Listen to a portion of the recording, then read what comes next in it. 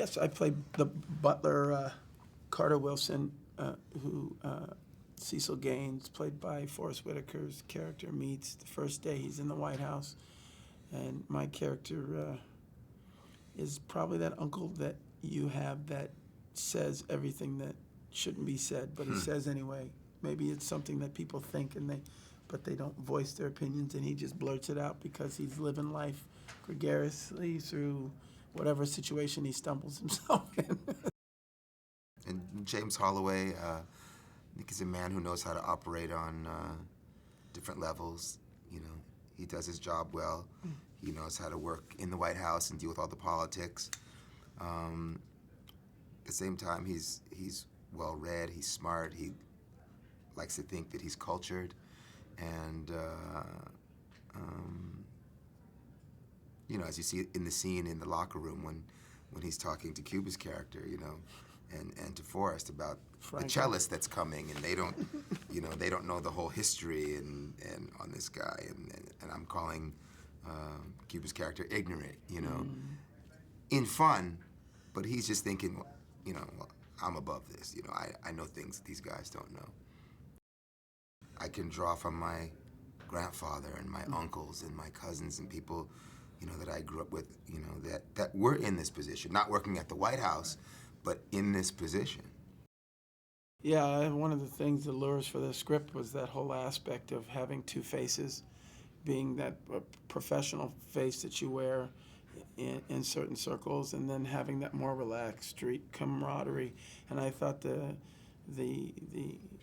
specific statements that the film makes about African American men and the faces that we have to wear to be more accessible and acceptable, and then the others to be more guarded and you know, and show our power and our, you know, our intelligence in a way that, you know, without caring if the statements that it makes on other people, but just letting our abilities shine without insecurity.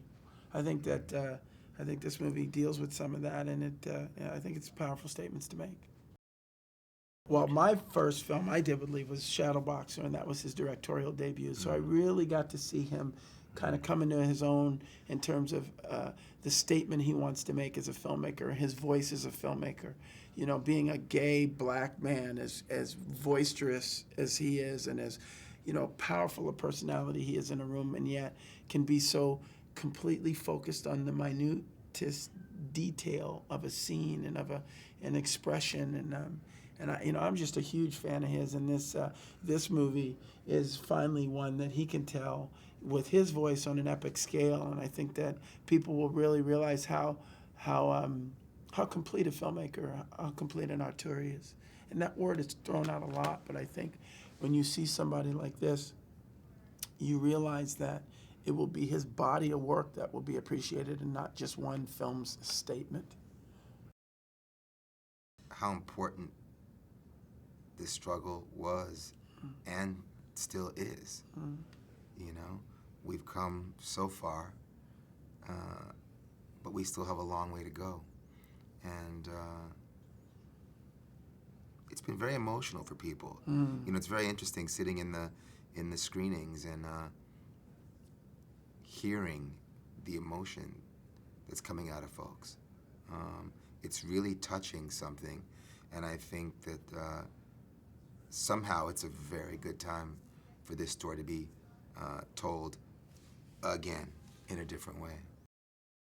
There's a certain amount of disconnect with young kids today, you know, to even think of the idea that slavery happened here on American soil, that kids were going to college and leaving college and dying on buses and at lunch counters because of the color of their skin, or that, you know, there were white-only water fountains. I mean, these are things that we can easily forget about, you know, and this is a story to remind us that the atrocities that happened in Europe and during World War II happened, but there were also atrocities here on our home soil that we can never forget about. I had never worked with her before, but I'd done a bunch of interviews with her. I did the Oprah Winfrey Show. I did the Next Chapter and whatnot, and I know how open and wonderful a woman she is, and aware of her aura and her energy when she walks into a room, and knows how to, let that go and disarm people and be open to them. So I knew she was going to be a wonderful actress to work with.